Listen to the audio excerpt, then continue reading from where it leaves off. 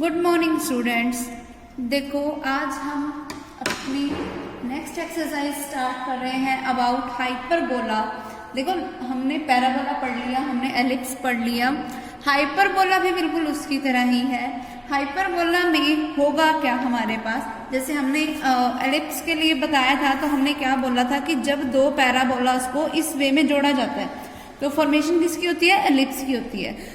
अब हाइपरबोला की फॉर्मेशन करनी है हमें। हाइपरबोला जैसे अब एलिप्स को जोड़ने के लिए हमने उसको इस तरीके से जोड़ा था, हाइपरबोला को जोड़ने के लिए हमें उसे अपोजिट डायरेक्शंस में जोड़ना होगा। हाइपरबोला बनाने के लिए, हाइपरबोला को बनाने के लिए पैराबोलास को इस वे में जोड़ा जाता है।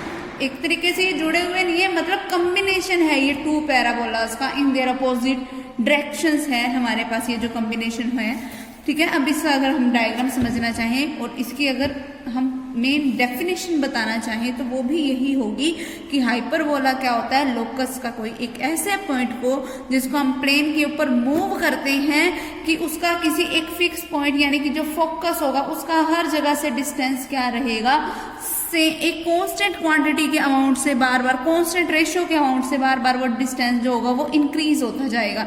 अब वो कांस्टेंट रेशियो को हमने हर बार की तरह क्या नाम देना है, एसेंट्रिसिटी ई नाम देना है। और जैसे पैराबोला के केस में क्या था कि एसेंट्रिसिटी ई की वैल्यू 1 है, एलिप्स के केस में क्या होगा कि एसेंट्रिसिटी ई की वैल्यू क्या थी, लेस देन 1, और हाइपरबोला के केस में एसेंट्रिसिटी ई की वैल्यू क्या होगी, ग्रेटर देन 1। ओके, वही हमारे पास फॉर्मूला लगेगा इसमें भी, that S P is equal to E times of P M. Okay, फिर देखो अगर मैं इसके हमारे पास जो इसका डायग्राम है अगर मैं उसकी बात करूं, देखो एक पैराबोला ये रहा, एक पैराबोला ये रहा, ये हमारे पास कोई y एक्सिस है, ये हमारे पास कोई x एक्सिस है। अब देखो क्योंकि दो पैराबोलास बने हुए हैं तो दोनों का अपना अपना तो कोई फोकस होगा। x एक्सिस वाला जो फोकस है उसको मैंने कोई s नाम दे दिया, जो x डैश वाला जो फोकस है उसको मैंने कोई s डैश नाम दे दिया, और ये वाला पॉइंट फिर वही वर्टेक्स वाले पॉइंट आएंगे a और a डैश। ठीक है, ये वाली जो लाइन है हमारे पास, ये जो लाइन है वो इस पैराबोला की डायरेक्ट्रिक्स लाइन है, और ये वाली जो लाइन है ये वाली, ये इस पैराबोला की डायरेक्ट्रिक्स लाइन है। ओके ठीक, फिर अब जैसे हम करते हैं ना that S P is equal to E times of P M, तो एस से पी तक का डिस्टेंस लिया up to the point M तक इक्वल होगा S P is equal to E times of P M. Same होगा, सेम उसी तरीके से अगर तुम एस डैश से किसी पी पॉइंट तक का डिस्टेंस लोगे ना तो वो भी इक्वल टू होगा E times of P M dash के। Okay, S dash P is equal to होगा E times of P M dash होगा। ठीक है, अगर मैं इसके लिए अब इनकी जनरल फॉर्म्स की बात करूं, अगर हाइपरबोला ऐसे है जो एक्स एक्सिस के ऊपर बना हुआ है तब उसके लिए इक्वेशन होगी that X square by A square minus Y square by B square is equal to 1 for the case that A is greater than B. ठीक है, अगर हाइपरबोला ऐसा है, ए जो होगा ना, एक चीज ध्यान रखना, हमेशा बी से बड़ा ही होगा। फिर अगर हमारे पास जो हाइपरबोला है वो ऐसे है कि जो वाई एक्सिस ओरिएंटेड है, तब उस केस में क्या होगा that Y square by A square, Y oriented hyperbola में क्या होगा, Y square by A square minus x square by B square is equal to 1 आएगा। जो बड़े वाली वैल्यू है ना वो पहले ही आएगी, ए पहले ही आएगा। अब क्योंकि वाई ओरिएंटेड एलिप्स है तो ऊपर वाई लग गया, ये फर्क ध्यान रखना हमेशा। अगर एक्स ओरिएंटेड एलिप्स है और ए तो हमेशा क्योंकि बी से बड़ा ही रहेगा तो X square by A square minus Y square by B square is equal to 1। अगर वाई ओरिएंटेड एलिप्स है हमारे पास, ओ सॉरी हाइपरबोला है हमारे पास, तब उस केस में हमारे पास होगा क्या that Y square by A square minus x square by B square is equal to 1, और जो इसमें ए जो होगा वो बी से क्या होगा, हमेशा बड़ा ही होगा। और एक चीज इसके लिए ये भी ध्यान रखना तुम कि जैसे अब एसेंट्रिसिटी का फॉर्मूला देखो, क्योंकि पैराबोला के केस में तो E1 के इक्वल था तो उसके लिए तो हमें एसेंट्रिसिटी के किसी फॉर्मूले की जरूरत नहीं थी। फिर एलिप्स के लिए हमने फॉर्मूला बताया that E is equal to root of A square minus B square by A, ये हमारे पास किसके लिए था, एलिप्स के लिए।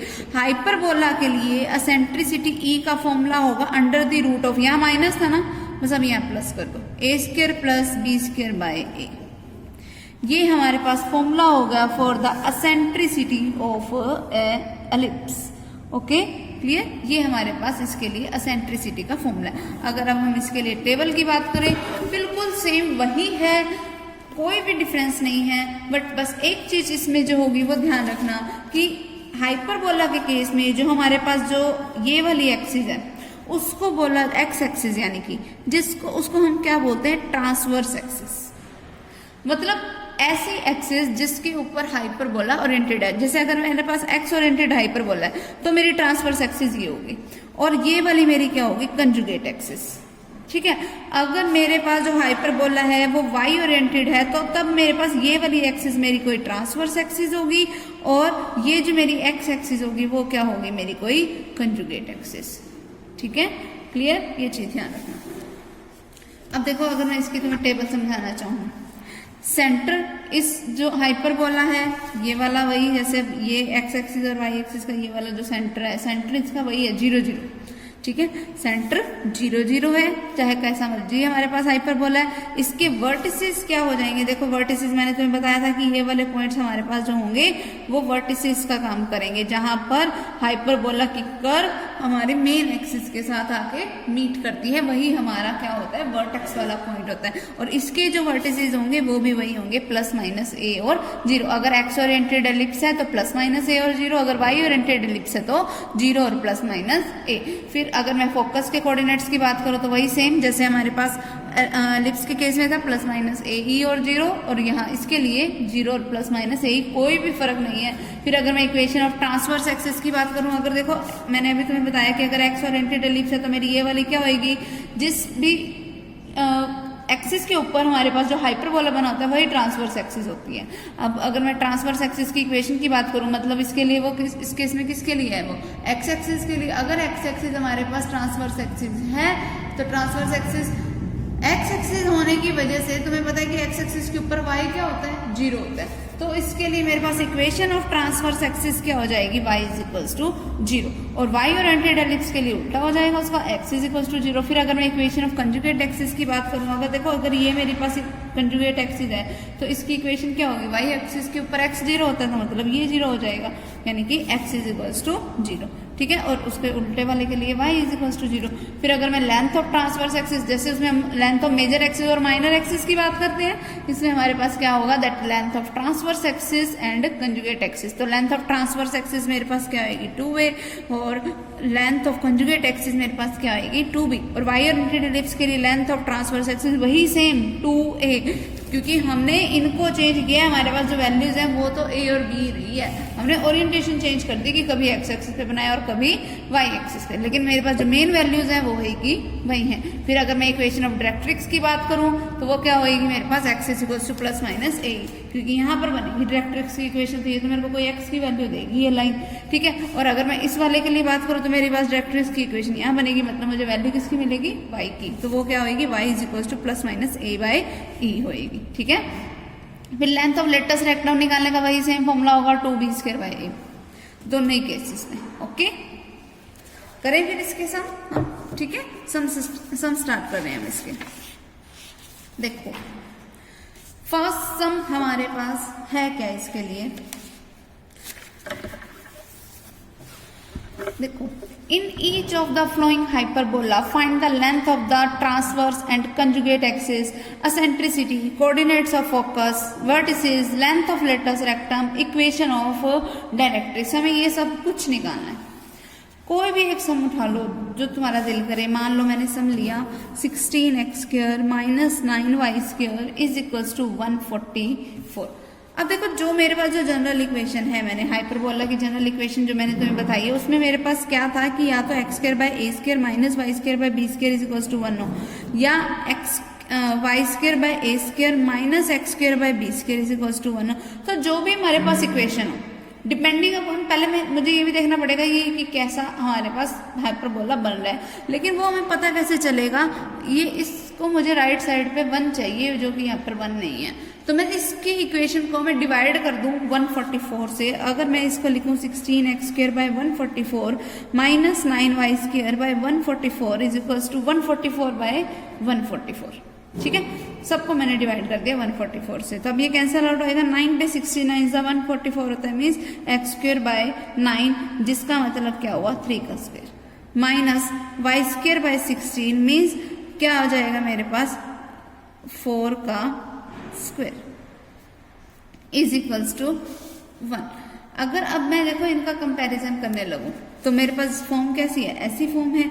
अब देखो इसमें a की मेरे पास वैल्यू है 3 और b की वैल्यू है मेरे पास 4। अब a और b की मेरे पास वैल्यू आ गई। अब उसने मुझसे पूछा क्या है, find the length of the transverse axis and conjugate axis. अगर अब मैं इसके लिए बनाने लगूं तो फिर मेरे पास देखो बनेगा क्या, ट्रांसवर्स एक्सिस वो क्या होती है 2a के इक्वल होगी, है ना। अब यहाँ पर क्योंकि मेरे पास a की वैल्यू है 3 तो ट्रांसवर्स एक्सिस की लेंथ क्या होगी 2a, मतलब 2 into 3 is equals to 6। Conjugate axis की लेंथ क्या होगी 2b, जिसका मतलब क्या हुआ 2 इंटू 4 इज इक्वल्स टू 8। फिर उसके बाद हमने क्या निकालना है, कोऑर्डिनेट्स ऑफ फोकस निकालना है। कोऑर्डिनेट्स ऑफ फोकस क्योंकि एक्स ओरिएंटेड एलिप्स है, क्योंकि ये क्वांटिटी पॉजिटिव है और ये नेगेटिव है, तो उसमें मेरे पास क्या था प्लस माइनस a e और 0, यानी कि प्लस माइनस a मेरे पास क्या है 3। अब मुझे E चाहिए, इसके इनटू में मेरे पास E नहीं है, मतलब मुझे E को निकालना पड़ेगा। वैसे भी उसने मुझे एसेंट्रिसिटी निकालने को बोला था, हमने निकाल लेनी। अब हम निकाल लेते हैं। देखो E क्या होगा, under the root of a square plus b square.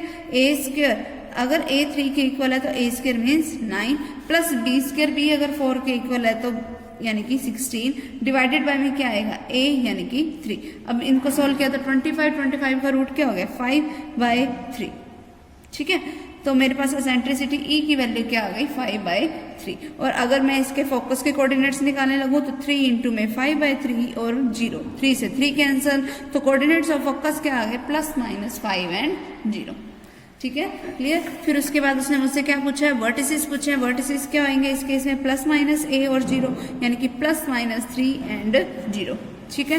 फिर उसके बाद लेंथ ऑफ लेटस रेक्टम जो कि किसके इक्वल होगा 2b स्क्वायर बाय a के, तो 2 इंटू b स्क्वायर, b की वैल्यू क्या है 4, b का स्क्वायर करोगे तो 16 आ जाएगा डिवाइडेड बाय में a जो कि क्या है 3, तो क्या बन गया 32/3। फिर उसके बाद हमें क्या बोला, इक्वेशन ऑफ डायरेक्ट्रिक्स। अब देखो एक्स ओरिएंटेड एलिप्स है, अगर एक्स ओरिएंटेड अगर हाइपरबोला तो इक्वेशन ऑफ डायरेक्ट्रिक्स यहाँ पे बनेगी जो कि मुझे एक्स की वैल्यू देगा। तो क्या होएगा वो X is equal to plus minus a by E. तो क्या बन गया X is equal to plus minus a की वैल्यू क्या थी 3 डिवाइडेड बाय में e की वैल्यू क्या है 5/3, तो 3 कहाँ चला गया ऊपर, तो क्या बन गया ये x is equal to plus minus 9/5, 5 उधर जाके मल्टीप्लाइड हो गया, तो क्या बन गया 5x is equal to plus minus 9, ये 9 इधर आके माइनस का होगा तो 5x माइनस प्लस, ये प्लस वाला माइनस का बन जाएगा और ये माइनस वाला इधर आके प्लस इज इक्वल्स टू 0। ये मेरे पास क्या हो गई इक्वेशन ऑफ द डायरेक्ट्रिक्स, ठीक है, और यही मुझे निकालना था। Okay clear. इस तरीके से मैं किसी भी सम की सारे जो भी वैल्यूज उसने पूछी हैं, eccentricity, coordinates of focus, vertices, length of latus rectum, equation of directrix, मैं कुछ भी इसको फाइंड आउट कर सकते हैं। ओके फिर उसके बाद देखो हमारे पास नेक्स्ट सम क्या है, find the equation of the hyperbola whose vertices are given। Vertices मुझे क्या दे रखे हैं प्लस माइनस 6 और 0। अगर वर्टिसेस प्लस माइनस 6 और 0 है, अगर मैं इसको जनरल से कंपेयर करूं, जनरल मेरे पास प्लस माइनस a और 0 होता है, इट मीन्स मेरे पास a की वैल्यू क्या है 6। ओके फिर उसके बाद फोकस बोल रखा है मुझे, फोकस बोल रखा है प्लस माइनस 8 और 0, इट मीन्स ए की वैल्यू है 8। अगर a की वैल्यू 6 है तो 6 यहाँ पे पुट कर दो तो 6c is equals to 8, e is equals to क्या हो गया 8/6, इट मीन्स e की वैल्यू क्या हो गई 4/3। ये e की वैल्यू हो गई मेरे पास। अब a की वैल्यू आ चुकी है, e की वैल्यू आ चुकी है, अब इसकी हेल्प से मैं साथ के साथ b की वैल्यू भी निकाल लेती हूँ। देखो हमारे पास हमें ये फॉर्मूला पता है दैट e किसके इक्वल होता है under the root of a square plus b square by में a के। अब वैल्यूज पुट कर दो 4/3 is equals to under the root of a square, a क्या है 6 है, तो a स्क्वायर क्या आएगा यहाँ पे 36 प्लस में b स्क्वायर डिवाइडेड बाय 6, तो 3 2s द 6, 2 उधर जाके मल्टीप्लाई हुआ 4 के साथ, तो क्या बन गया 8 is equals to under the root of 36 plus b square. Now squaring both sides, 64 is equals to 36 plus b square. 36 इधर आके माइनस का हो गया तो 64 minus 36 is equals to b square. Now b square is equals to minus करो इसको, क्या बनेगा यहाँ से 28 बनेगा, तो ये बी स्क्वायर की मेरे पास वैल्यू आ गई। अब देखो हमारे पास ये एक्स ओरिएंटेड एलिप्स है, तभी फोकस प्लस माइनस ए और 0 था, तो मतलब मेरे पास जो जनरल फॉर्म है वो कैसी है, X square by A square minus Y square by B square is equals to 1।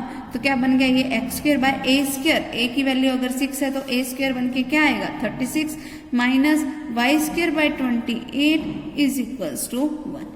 ये मेरे पास हो क्या गई equation of the hyperbola. Clear, ठीक है। अगर इसका एलसीएम लेके सोल्व करना है तो इसका एलसीएम लेके सोल्व कर दो, अदरवाइज यही छोड़ दो, हमारे पास ये इक्वेशन ऑफ हाइपरबोला है। Okay clear. अगले वाले में मुझे ए ई दे रखा है, फिर वही बात, फिर मुझे ए भी दे रखा है, तो ए ई की वैल्यू में मैं इस ए की वैल्यू को पुट कर दूंगी, मेरे पास वैल्यू ऑफ ई आ जाएगी। ओके, फिर हम एसेंट्रिसिटी का फॉर्मूला लगाएंगे, फिर हम बी लगाएंगे, बी की वैल्यू वहां से निकल जाएगी, फिर हमारे पास इक्वेशन ऑफ द हाइपरबोला क्या हो जाएगी, देखो वाई ओरिएंटेड एलिप्स है, मतलब मेरे पास इक्वेशन ऑफ हाइपरबोला बनेगी Y square by A square minus x square by B square is equals to 1। Okay, next देखो हमारे पास जो थर्ड सम है वो क्या है, find the equation of the hyperbola. Hyperbola की मुझे इक्वेशन निकालनी है whose focus are 0 and plus minus 12। अगर फोकस मेरे पास 0 और प्लस माइनस 12 है, देखो ये है हमारे पास फोकस, अगर मैं इसका जनरल से कंपैरिजन करूँ तो जनरल क्या होगा 0 और plus minus A E, it means A E की वैल्यू है 12। अगर ए ई की वैल्यू है 12, फिर आगे उसने हमसे बोला क्या है, and the length of the latus rectum is 36, और जो लेंथ ऑफ लेटस रेक्टम है यानी कि 2b स्क्वायर बाय a जो है ना वो 36 के इक्वल है, तो 2 से ये कैंसल आउट हुआ, इट मीन्स b स्क्वायर किसके इक्वल है 18a के। अब ए ई की वैल्यू है मेरे पास ये वाली, बी स्क्वायर की बी की मतलब मैंने वैल्यू निकाल ली इन टर्म्स ऑफ ए। अब हमारे पास एक फॉर्मूला है that E is equal to क्या होता है, under the root of A square plus B square by A. यहाँ से देखो मेरे पास अगर ए ई 12 के इक्वल है तो ई मेरे पास क्या होगा 12 बाय ए, है ना, यहाँ पर पुट कर दो 12 by a is equal to under the root of A square को एज इट इज रहने दो, बी स्क्वायर की जगह पे मैं क्या लिख सकती हूँ 18a लिख सकती हूँ, डिवाइडेड बाय में क्या पड़ा है मेरे पास ए से A cancel. Now squaring both side, 12 का square means 144 is equals to, इसके रूट वाली क्वांटिटी का स्क्वायर होएगा तो सिंपल मेरे पास क्या रह गया ए स्क्वायर प्लस 18a। तो ये क्या बन गया मेरे पास A square plus 18a minus 144 is equals to 0। अब सिंपल इसके फैक्टर बनाएंगे हम और हमारे पास क्या आ जाएगी, वैल्यू ऑफ ए आ जाएगी। ओके, वहां से ये जो ए की वैल्यू आएगी उसको हम यहाँ पर पुट करेंगे, मेरे पास वैल्यू किसकी बन जाएगी बी स्क्वायर की। अब देखो क्योंकि ये मेरे पास वाई ओरिएंटेड एलिप्स था, सॉरी हाइपरबोला था, तो मतलब मेरे पास इसके लिए जो जनरल फॉर्म होगी वो क्या होगी, y square by A square minus x square by B square is equals to 1। इसमें हम इन वैल्यूज को पुट कर देंगे। ओके, यहाँ से मेरे पास इक्वेशन ऑफ द हाइपरबोला आ जाएगी। ओके ठीक है, तो अब बस आज के लिए हम इतना करते हैं, बाकी सब हम नेक्स्ट टाइम करेंगे।